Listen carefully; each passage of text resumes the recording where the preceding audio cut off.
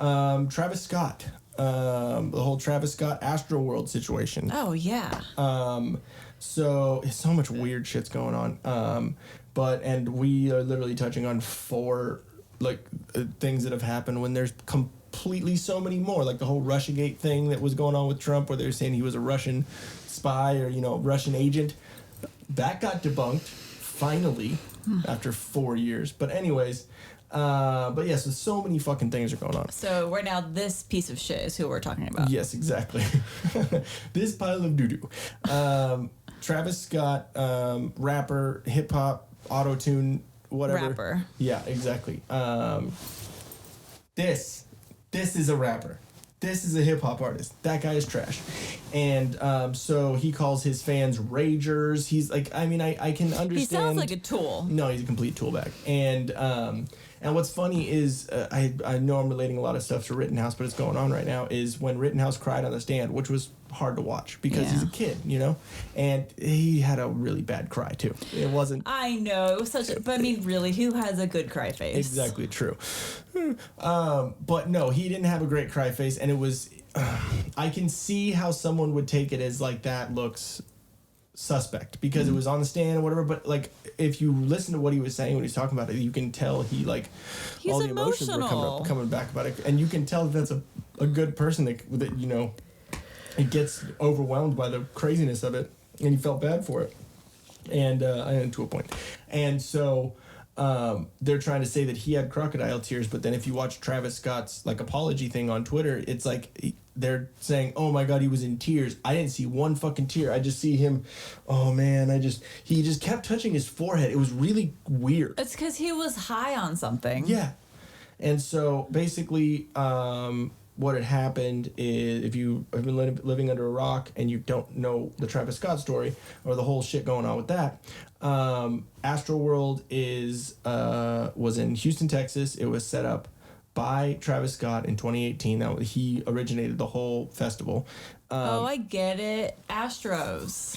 Yeah, baseball team. AstroWorld, yeah. I literally didn't think about that till right now. Wow. Well, I'll be honest with you. I'm kind of retarded. I was trying to think why it was called that, and I'm like, oh wait, Houston Astros. Okay. He had been leading up to the thing, and he's been a trash bag with his fans and the way he treats people and just telling people to be fucking crazy, which it's like, dude, I was in metal bands. I've seen plenty of shows and done, Wall of Death and fucking, crowd walking and fucking shit like that, and head stomping on the top of the thing. I've done it plenty of times, but it's like there's a difference from telling people, hey, and they're injure other people. Exactly. And so and again, metal world, I'm not saying that there aren't people that do. There's been crazy times like that exactly. at shows. Yeah, exactly. For sure. Plenty of artists have said, burn this place to the fucking ground. But obviously no one is going to do that because most metalheads aren't idiots. Maybe to a point, but they aren't. They understand it's fucking go crazy. That's basically what they're saying, but they just say it in the most brutal way. Yeah. And so anyway, and they're the just number softies. one, yeah, and the number I've had plenty of. I know you're not ever supposed to speak to your wife about ex-girlfriends, but I've had plenty of ex-girlfriends that have told me that have said, I didn't want to hang out with your friends because they're all dirty-looking metalheads, tattooed and whatever. But then when I got to know them, they're actually nice sweethearts. But they just like heavy music and they're kind of crazy. Just so big smelly dudes. That was basically my whole point with that. Sorry, guys. But you weren't the first person I dated before we got married. I don't know if you. What? Come on, man. And so Dwight, you ignorant slut. Anyways, but yeah, the number one rule in a mosh pit is no matter what happens, if someone falls, pick them up, then take them off to the side if they're passed out or any hurt, whatever, to make sure they're good, and then go on about your business. Do whatever. But obviously, these are a bunch of drugged out fucking idiots, and they don't understand. So basically, what had happened is on Twitter and Instagram, leading up to his set and to his show that day, he had told people, rush the front gates, don't give a fuck, knock over the security things, knock over the VIP stuff, just rage, just fucking, bum rush everything. So what did all these idiots do? Exactly that. So he's culpable in that.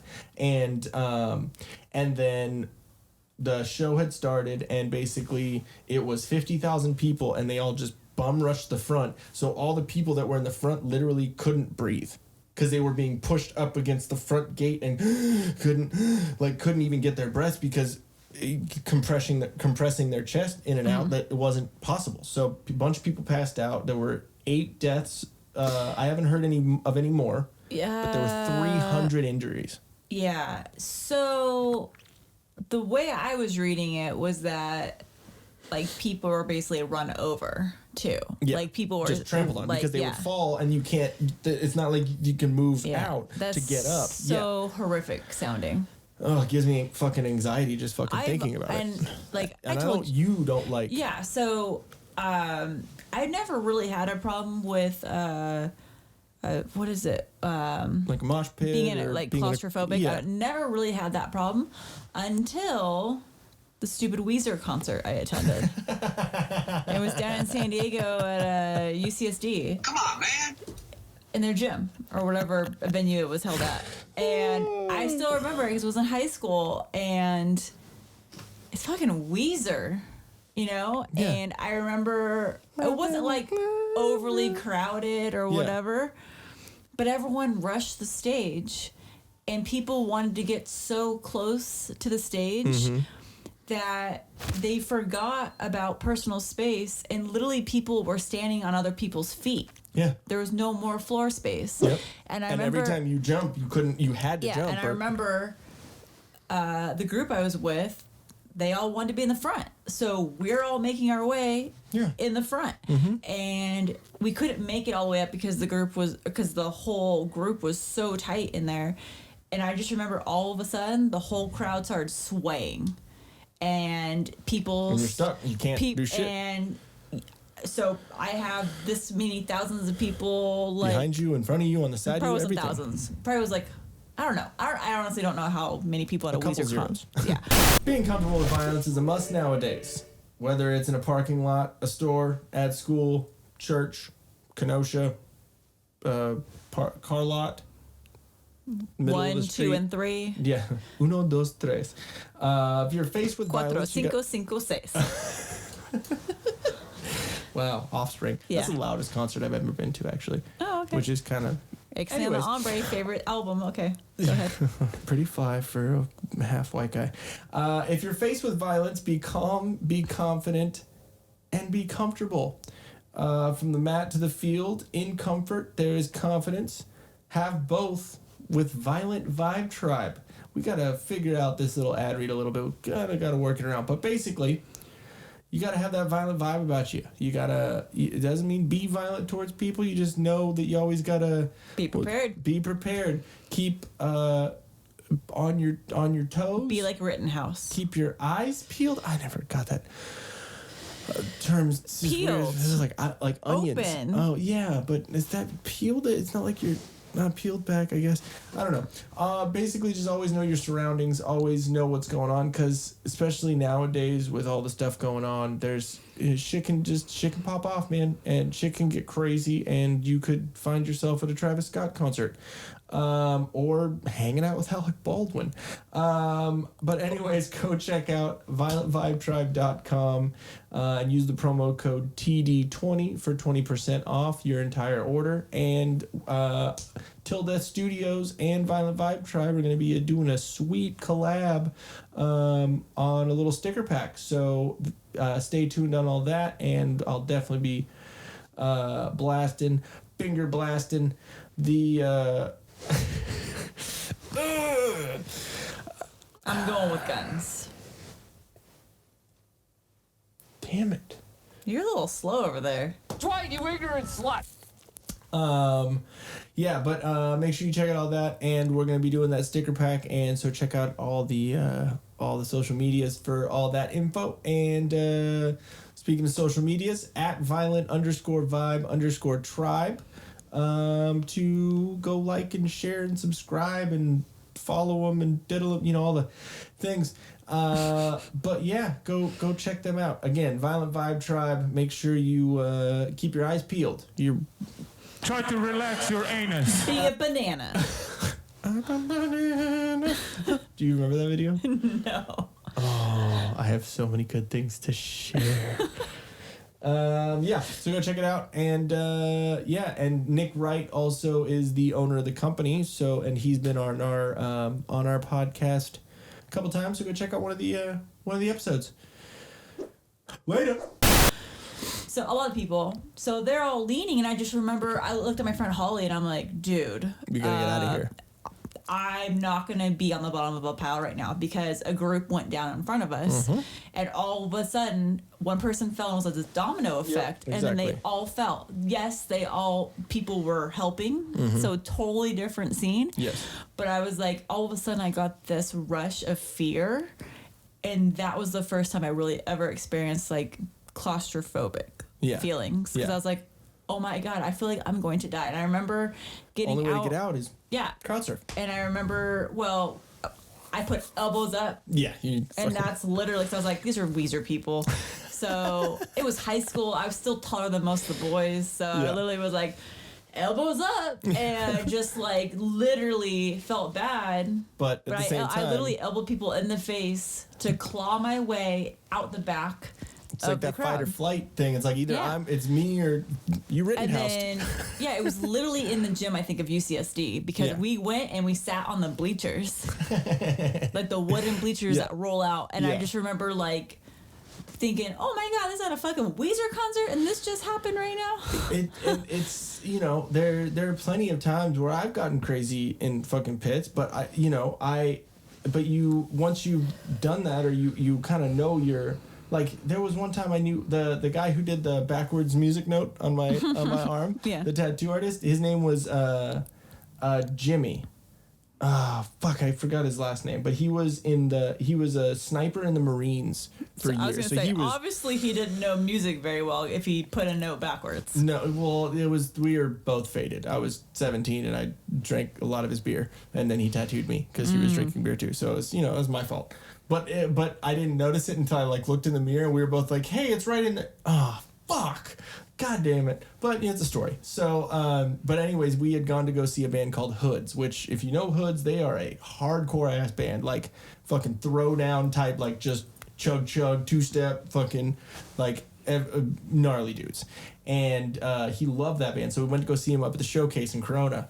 And we're standing on the edge of the thing, and there's a fucking circle pit going. And I was 18, like I was skinnier than I am now. Like I was a little kid, and then this fucking Marine dude. I'll remember his name, but it's gonna bug me until his last name until I fucking remember it. But anyway, so he goes, "Ready to go in?"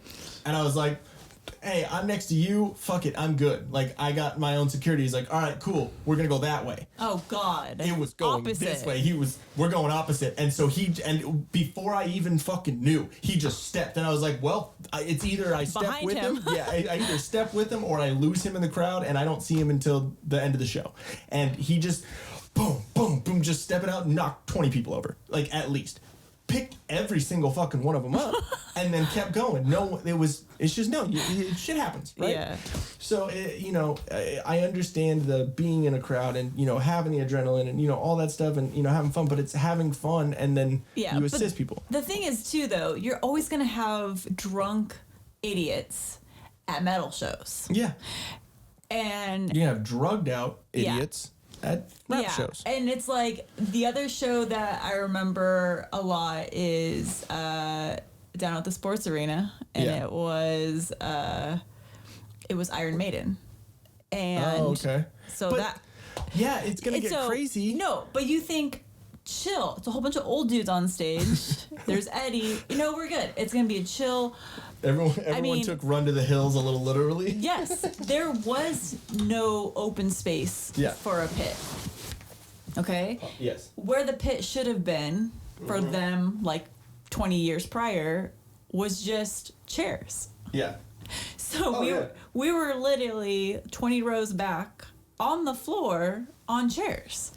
And so it was literally the kind of chairs that were like the full, like cheap little fold chairs, but it was like the whole row is connected. So it's like baseball seats almost. Yeah, and the whole row is connected. Yeah.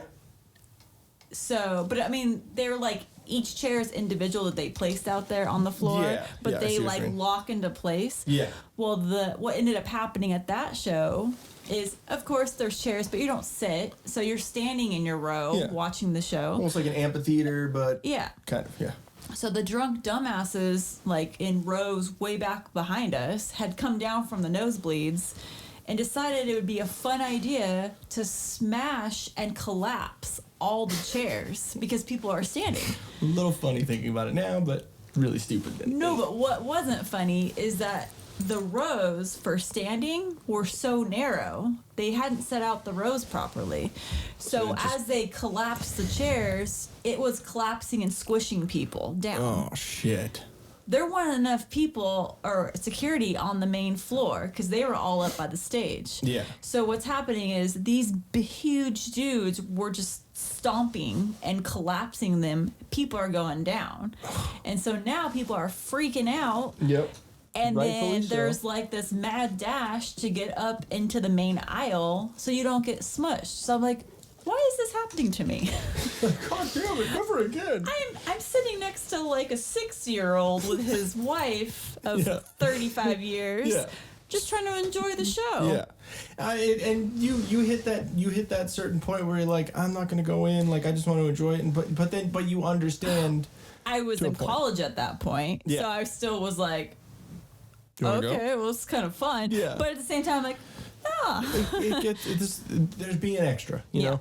And so basically the reason why he's such a trash bag is he kept playing for 40 minutes after all this, and there's been plenty of videos that have come out about him just being that way before, and just telling his crowd to be unruly and just, you know, basically have no respect, no anything. Weren't they in the way of the ambulance too? Yeah. And he could see the ambulance in the middle of the crowd, and all he said is, "Whoa." Yeah. And they kept going. And it's like, dude, like, there's a video of Linkin Park. Literally, I think I showed you that video of Linkin Park on stage being like, "Hey, whoa, whoa, whoa." And he stops the whole band. Everyone stops playing. And he's like, make sure that they're okay. Get them out. And we are not starting this song. We'll start the song over, but we are not playing again until they get out because I'll make sure they're okay. Yeah. He could have done that. Piece of trash. So, and just like with the Baldwin stuff, more stuff's going to come out. I think there's already like 2 or 3 different lawsuits that are going on against him and Live Nation. There's going to be a lot of lawsuits. Yeah. And remember I told you too when I was reviewing or reading one of those posts, I guess, from the nurse or whatever that was there. Oh, yeah. There was mention in there about how many lawsuits that Live Nation has. Oh, yeah. They're one of the, you know, it's... but they're also one of the predominant... Yeah. They're companies up there for with, you know, concerts. You know, Pfizer on the amount of lawsuits. Hey guys, thanks for watching the Till Death Podcast, your #1 source for family-friendly, wholesome entertainment. The next time you're taking a big shit, put our video on. All we do is talk about relaxing your butthole. Relax your anus. Subscribe under my balls. Video by her face. And by my feet. Butthole.